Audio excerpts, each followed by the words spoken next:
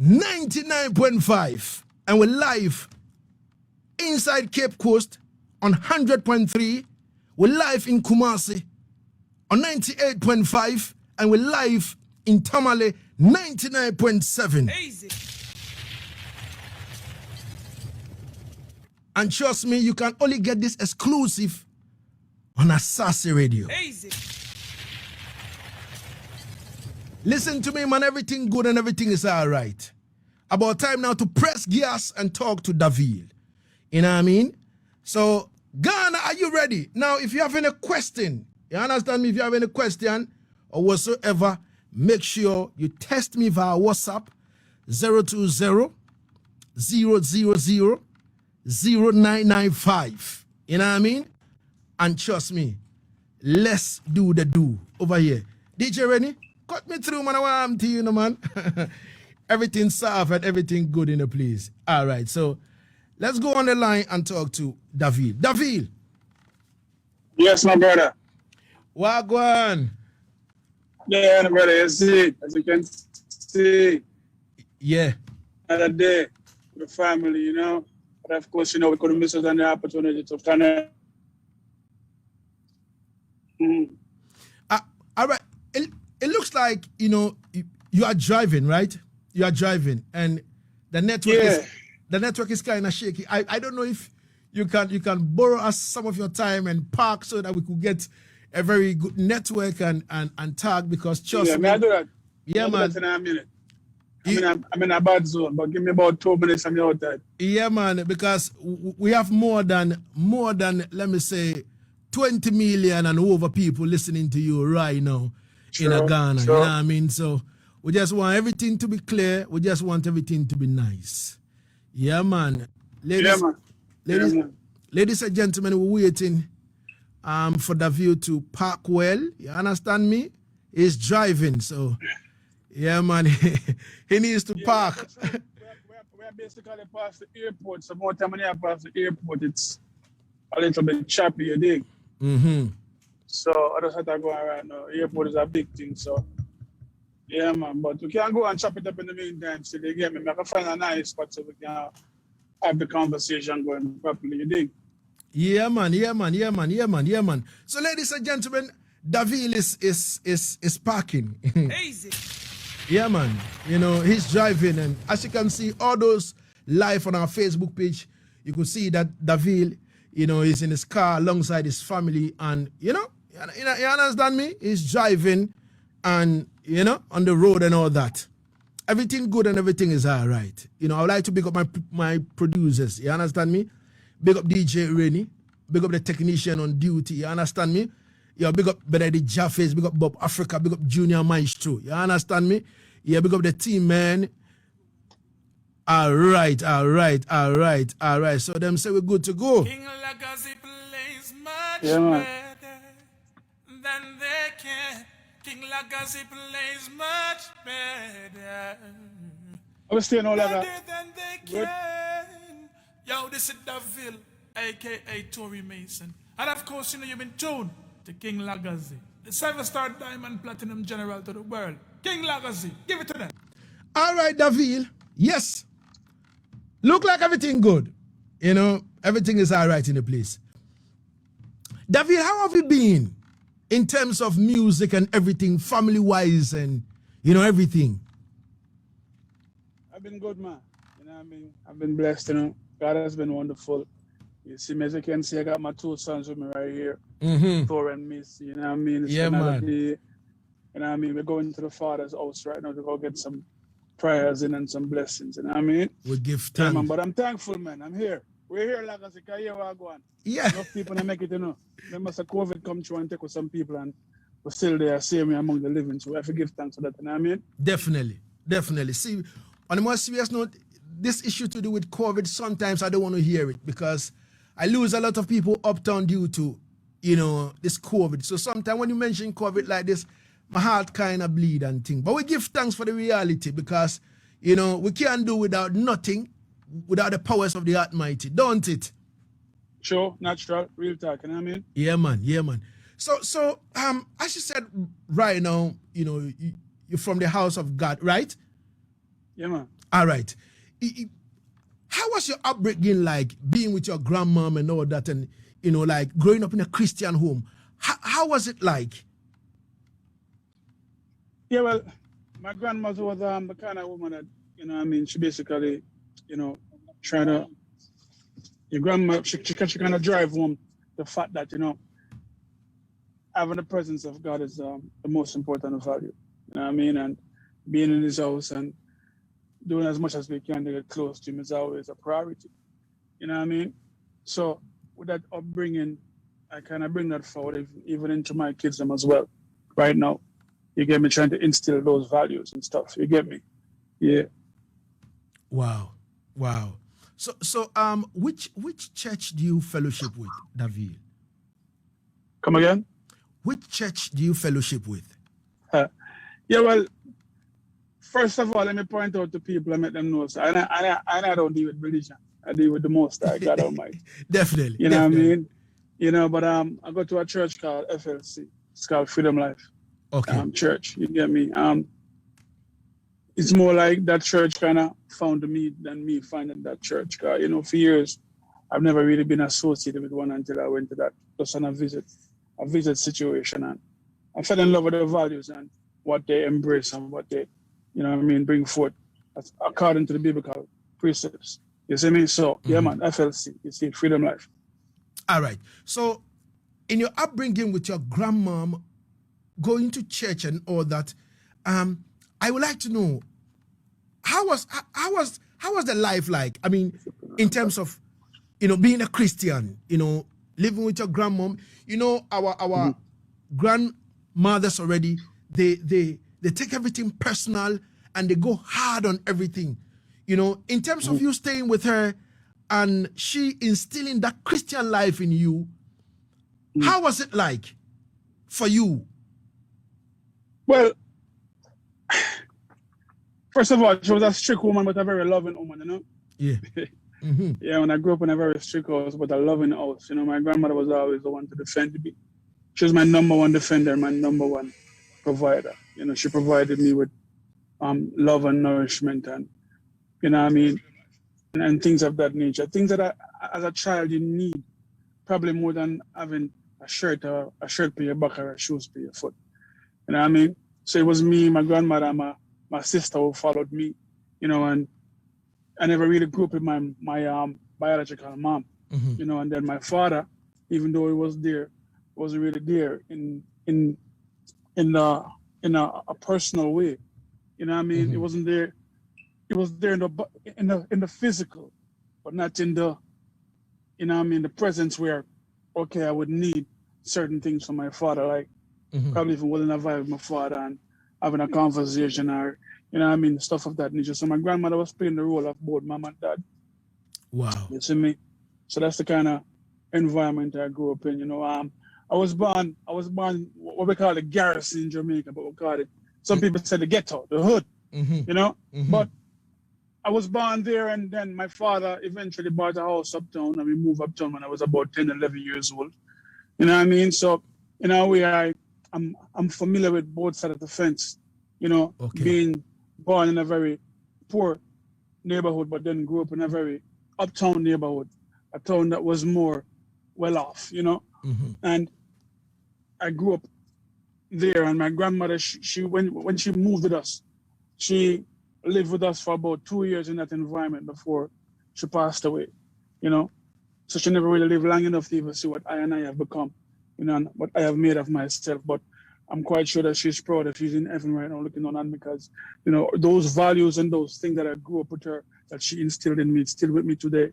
And even now, when I do remember and recall certain things where she's concerned, I still get emotional, you know what I mean? Definitely. Because that's the love of my life, my grandmother, right? All right. So I would like to ask you this, this one is dear to my heart, simply because we would like to know, we from the ghetto side, would like to hear certain stories to motivate, us to be able to, jump out of the ghetto, if I should say. Among you and your peers, how was life like in terms of you relating to your peers, you understand me, growing up, being a Christian boy, being under a strict, grandmother and all that. A lot of kids, from the ghetto or from the garrison end up being, people will say, I'm a bad man now, he's a gunman, he kill people and all that. But from that garrison and from that ghetto, we're looking at Davil now being a nice, gentleman with 2 babies and a lovely wife. You understand me? Those days, those times, you and your peers, how was it like? And how were you able to overcome that ghetto life, and then becoming who you are today? Well, I'm going to tell you this. As I said before, I born and I grew up to a certain extent. Like my younger childhood years, but I never really spent all of it in the garrison. Because again, I was about 10 years old when I moved uptown. So, but back then when I was in the garrison, I never really had anything to compare it with. I didn't know anything about uptown, anything about being rich or poor.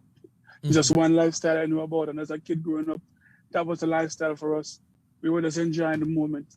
You know what I mean? Living what was our reality. You get me? I never really knew the difference about uptown and downtown until I actually moved uptown. Then I knew that, okay, there's a different way of living, from being in that environment in the garrison. You get me? So now, spend the rest of my time uptown, and then, of course, every now and then I would go back to the garrison and visit some of my friends, some of my younger friends. But to a certain extent, again, I am kind of an introvert, extrovert, in a sense. Certain environment, I would open up to people. And in certain environment, I'll just be the one-away person that can't just hold a vibe by myself. You get me? Yeah. But we had a childhood, we had people we could relate to. And, some of those basically were in different paths. You know what I mean? Different paths in terms of what they wanted to do in life. I wanted to do music. And I guess you could say music is what really saved me, because I was in the environment to around people who eventually become shatters, gangsters, and all these wonderful things. And I could have ventured off into that area too, because I was encouraged to at that time by some of my peers, you know what I mean, to become gangster too. And, there was a time too when I also became a member of a gang, you know what I mean? But I never really, is that something I'm proud about to go around and announce? Because I never really found myself in a way where I participated in anything illegal. I was just a part of a brotherhood of other men who probably were doing illegal things, But again, my connection with God and the music is what really kind of kept me from diving even more deep into those things and kind of focus on the positives. You see me, because music has been that one thing from day one. From I could talk and understand myself and, realize certain things as a young individual. I had a passion for it, I had a love for it, and I knew that there was nothing else in this world I'd rather do than that. So that my focus on that is what kind of really pulled me away from those other things. You get me? All right. So I don't want to feed on that, Batman side and all that. We are for the positive, and we want people to consume the positive. You know what I mean? Because immediately you say something, you go deeper into some of these things, people just pick it up and that will be trending. We are not for that. Yeah, man. On Asaase Radio. You know what I mean? Not for that. Yeah, man. So I would like to say big respect to all the man them in tune right now. Yeah, man, from Cape Coast, Ras Georgie says, yo, I'm listening on 100.3. We give thanks and praise. Mr. Edward Ohinijan of Nexus Sound System says, yo, Lagazee, I'm in tune. Big up yourself, man. Not forgetting Kojo Kombolo anywhere you find yourself. Easy. So now, talking about music now, that, music saved you from all this type of lifestyle. Let's talk about let's talk about music now. I know you began in the church, in a choir, singing and all that. But tell us, I know there is more to that. You picking up the inspiration as a singer and all that. How did that happen? Yeah, well, again, as I said before, um, as a child growing up, music was always in my environment. I've always loved music. I've always been able to hold a key. Always been able to sing a note or two.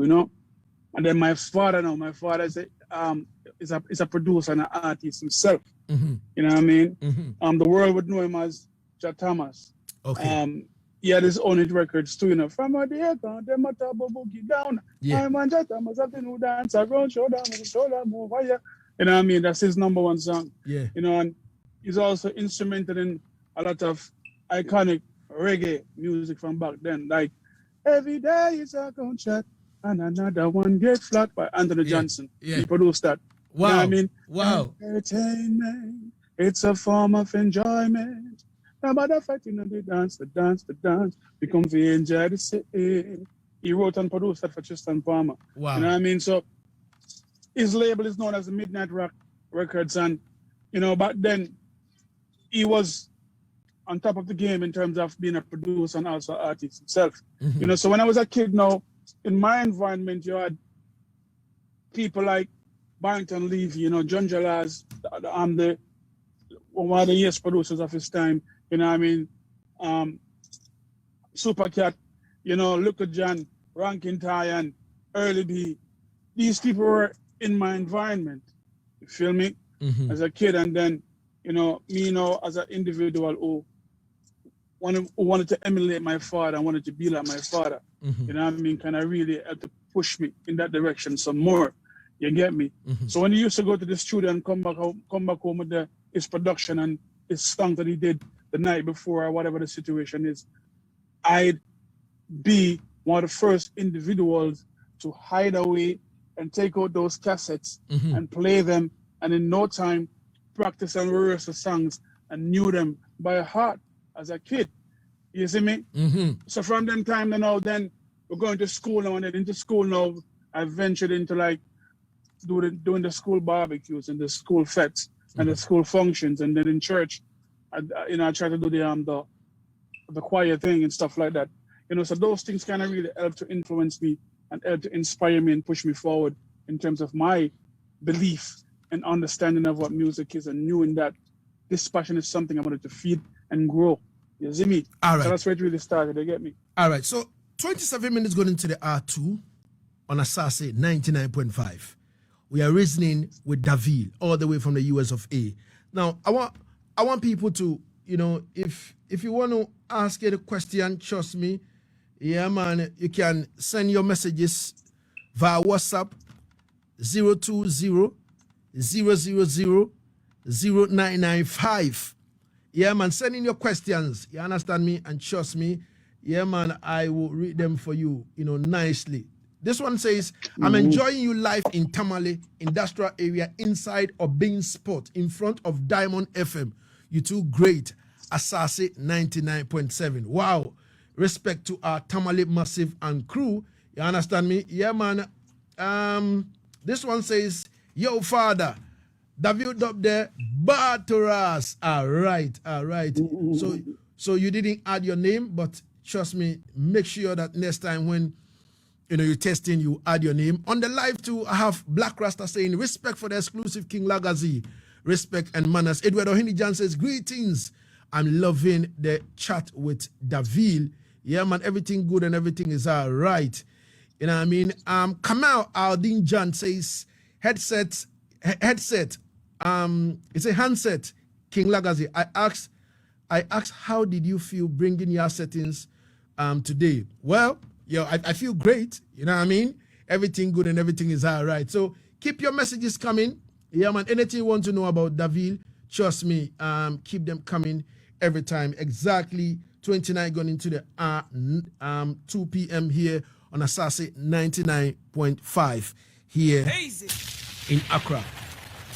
Now, in terms of music, you're starting, as a young youth, following, stealing those cassettes from your father, Ja Thomas, listening to them, picking up the inspiration and all that. I would like to find out whether you were part of any sound system. You understand me? Because I know a lot of artists from Jamaica, boss from sound systems. They run. They go to Stone Love. They go to the Kilimanjaros, they go to the Arrows and all that kind of thing to rehearse and make sure they grab a mic and all that.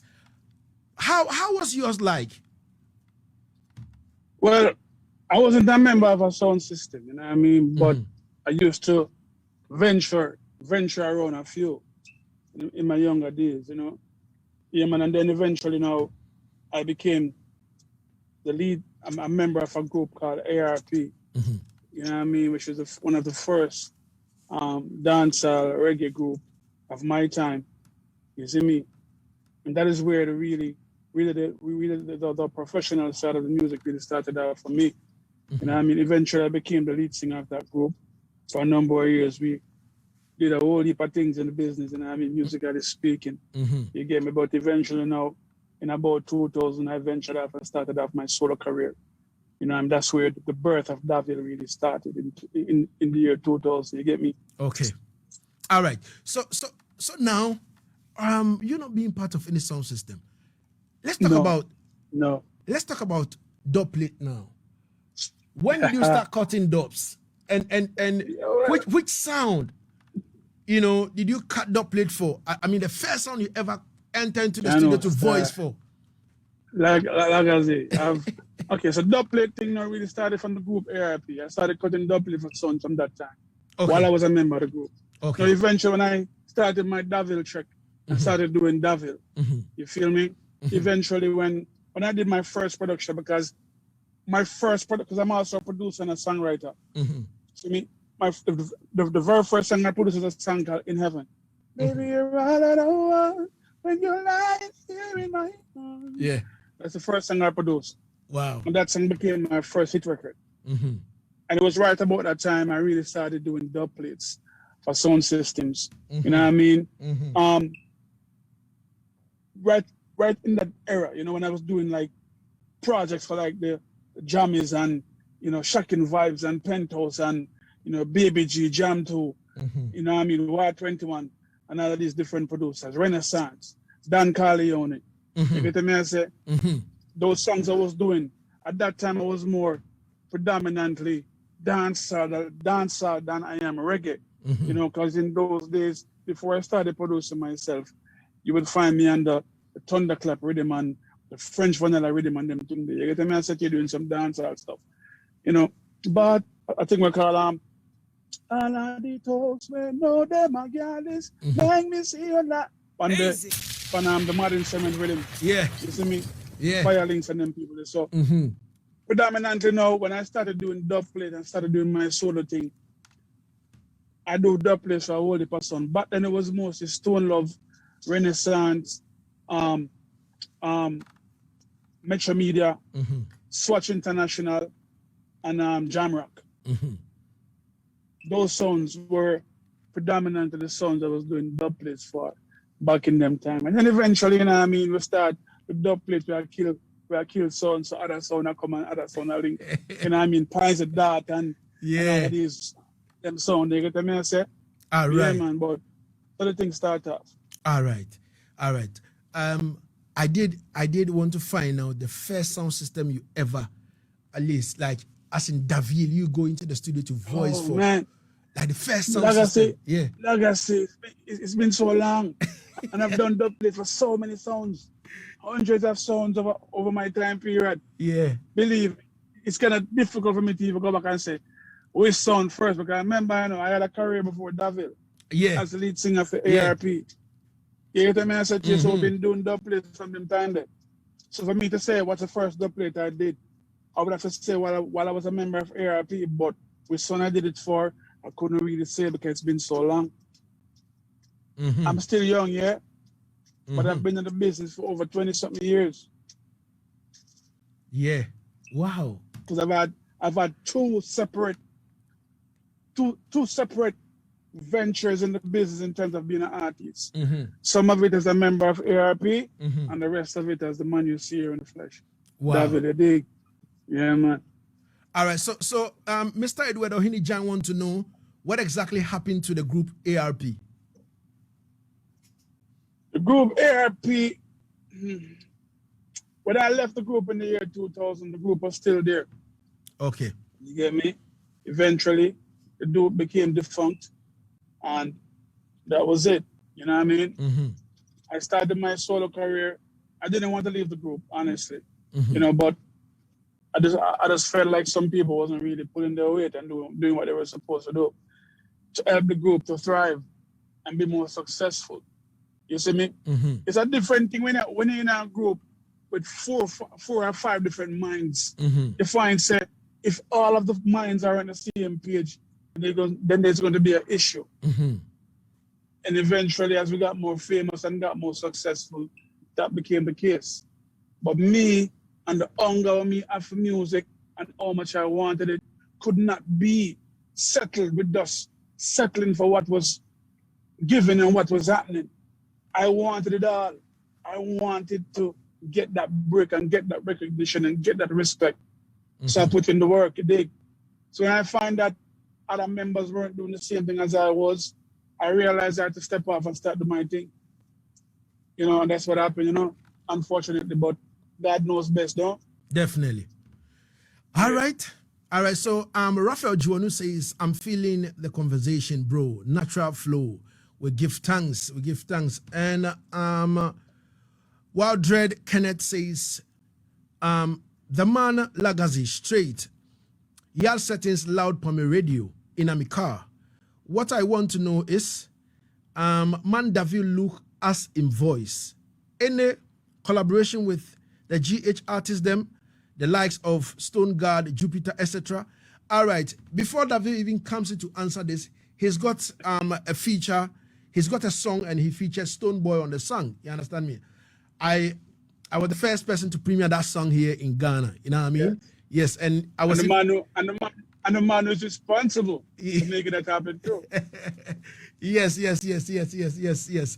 As you know, Davil said, I was in between him and Stone Boy, and I make sure that that thing really happened. Nash Otten says, I'm in tune. Beautiful conversation. You know what I mean? Yeah, man, we give thanks and praise to the Almighty Father. Everything good and everything is all right. We're live on Asaase 99.5 in Accra. Easy. And trust me, across the nation, we're live inside Tamale on 99.7. We're live in Kumasi 98.5. And we're live in Cape Coast 100.3. You don't know. Easy. And in Accra, King Lagazee, King Lagazee. yeah, in Accra, Asaase Radio 99.5, the voice of our land. yeah, man, you don't know everything good in the place. And trust me, we're having reasoning with Ville.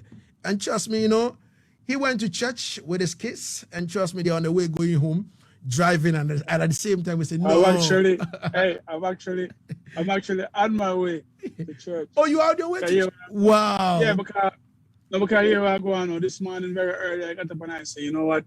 I have a very important interview today with the man himself. So let me go and catch the early service with the family. But I thought when you said 12 o'clock, I thought it would be 12 o'clock my time. Yeah.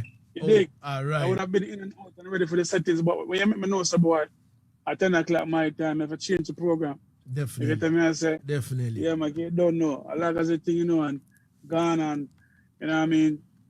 We have to make it happen the best way we can, you know what I mean? Definitely. So if you go on WhatsApp, please when you send in the message, make sure you add where you're testing from. You understand me? So that we can know it, man. Easy.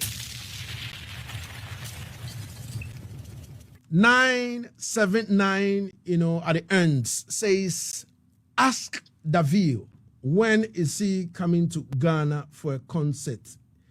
When is he coming to Ghana for a concert? And this one is coming from Basti, all the way from Temagov City. Davil. Yes. The man said, when are you coming to Ghana for a concert? Well, I'm ready. I've been ready, man, from a long time, Ready, long time. Been ready a long time to come to Ghana. You get to me, I say. But again, I mean, Lagazee, we can always make it happen. The album dropped pretty soon, and of course, I would love to make Ghana one of my stops so I can come with my banner, give the people them truly a representation and presentation and performance of a lifetime to be remembered, you dig? Definitely, definitely. We'll make that happen, David. Don't worry your head at all. Trust me. And I would like to say big respect to Reverend Felix Ofori Osei. Reverend Felix Ofori Osei. Trust me. Manners and respect, Reverend. Charis Apostolic Ministry. Yeah, man. Trust me. Big up yourself every time. All right, so you've got 2 singles out. 2 singles out, making waves and all that kind of thing. You understand me? Tell us about the 2 singles and also the album you're preparing for. Well, the first single is Happy. Right now, the video and the song itself has gone viral. You can check the video out for that on my YouTube channel as well. You know what I mean? The second single behind that is called Every Time It Rains. The video for that also is on my YouTube channel. The videos and the song again has gone viral. So we, looking forward now to release a third single, a song called To Jaira. You know what I mean? Which is more of an Afrobeat dancehall kind of vibe, and is my first kingdom song, my first Christian / gospel / kingdom song, because it is, we all know Jaira is God. So this is my testimony to God Almighty himself, you dig? Yeah, man, the album is gonna need, the title for the album is Breathe. Yeah? Mm-hmm. And we're putting the final touches right now to that, so you can look out for that real soon. Wow.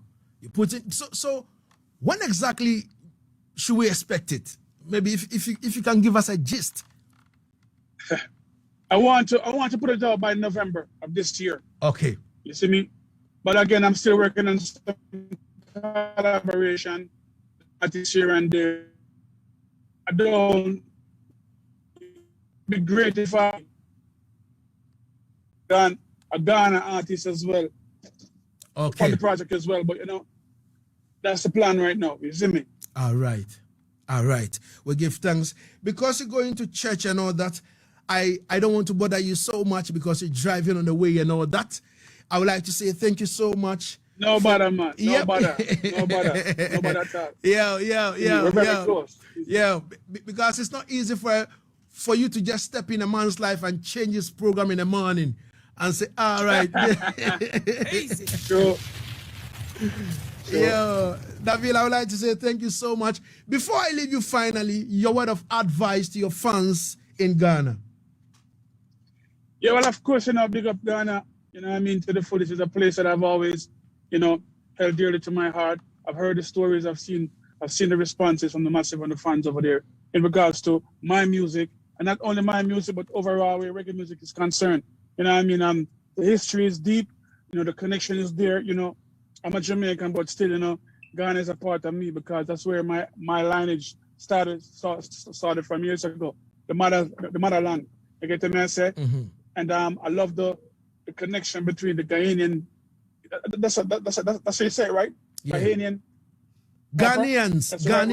Yeah. The Ghanaians. Ghanaians. Yes. I love how the connection is there between the Ghanaians and the Jamaicans, and it's a very deep root.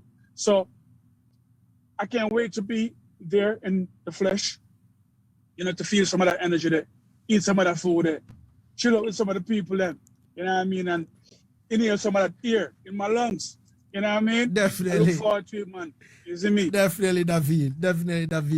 We'd like to say thank you so much for your time and space this afternoon on Asaase Radio 99.5. Easy. Not sure. Thank you so much, man. Big up yourself. And Massive and crew, don't forget to, check out the thing in terms of my connection. I'm on IG. It's Davil Music on IG, Davil Music on Facebook, Davil Music on Twitter, Davil Music on TikTok, and the website is davilmusic.com. You see me? So the thing's set up. Bless.